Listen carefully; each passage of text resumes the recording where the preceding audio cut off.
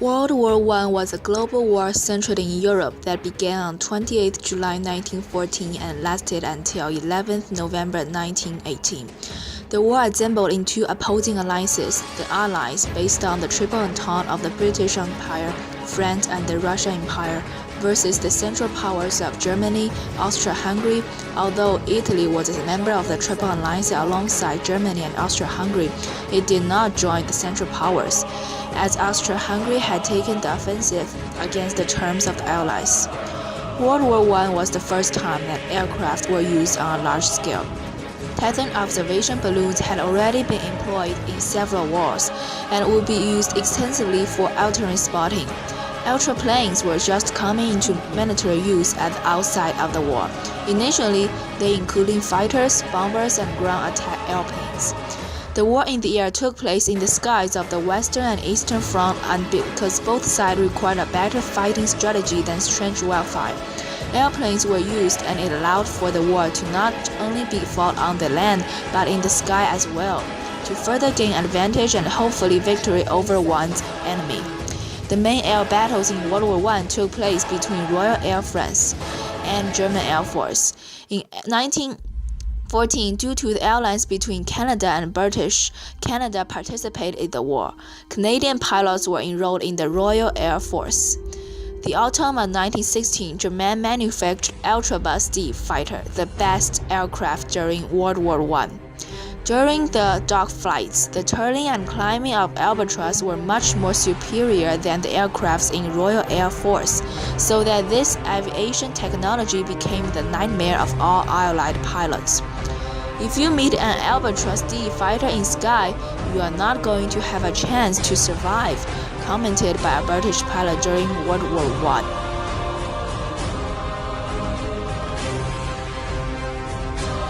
Bloody April, the largest air battle in World War I, took place in April of 1917, when the British Army advanced Arras. Planning in conjunction with the French High Command, Royal Air Force was ordered to offer military support for Army, aerial reconnaissance and bombing German targets. Canadian and British pilots knew the significant differences between their aircraft and the German fighter. Nevertheless, within the confidence of the victory and the hope of peace, none of them was scared. Royal Flying Corps distributed 275 aircrafts and 400 aircrews to battle with 66 German fighters. During April 1917, Royal Flying Corps lost 245 aircrafts and 218 aircrews. In spite of the enormous casualties, Canadian pilots defeated the enemy, contributed to the freedom, autonomy, and independence as Canadians cherish now. Everyone should hold high regard of pilots who participated in the battle. They changed Canada in such a monumental way.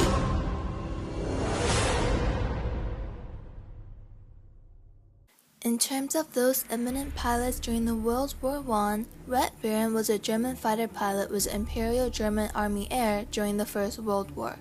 He is considered the ace of aces of the war, being officially credited with 80 air combat victories. There were 171 Canadian air aces during the war. Pilots or gunners with 5 or more enemy aircraft or airships destroyed. William Avery, aka Billy Bishop, topped the list of Canadians and was second among all Allied aces with 72 kills. Raymond Collishaw was the second leading Canadian with 60, and William G. Barker was third with 50. Canadian flyers received at least 495 British decorations for gallantry. These flyers were often depicted as knights of the sky despite the hardship and cruelty of aerial warfare. Unlike the massive land forces mired in the mud, flyers soared above the battlefield in the spacious skies, often fighting against individual enemy aircraft. Soldiers watched enviously the aerial dogfights above, cheering on their favorites, but there was little chivalry in these contests. Inexperienced pilots sometimes flew frontally at one another, and camaraderie among opposing flyers was not unknown. But the air war was a brutal killing ground in which a pilot sought mainly to kill enemy pilots as quickly and as efficiently as possible. The life expectancy of new aircrew could be measured in weeks.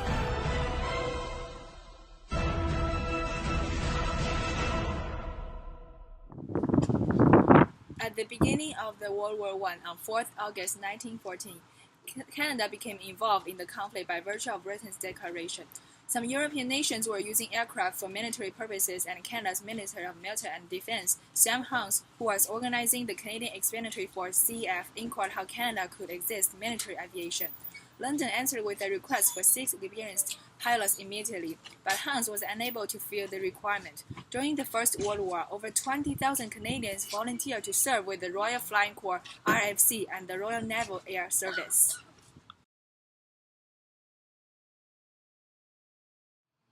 After the war, Britain committed Canada to the International Convention for Air Aviation, part of the Peace Convention signed by Britain in Paris in 1919. Canada was required to control air navigation and traffic within its borders. To accomplish this, Canada instituted the Air Board, whose task was mainly regulatory, but it was also responsible for controlling civil aviation and handling air defense. The thought that Canadian Air Force should become royal was first generated when the Austrian Air Force became royal in August 1921.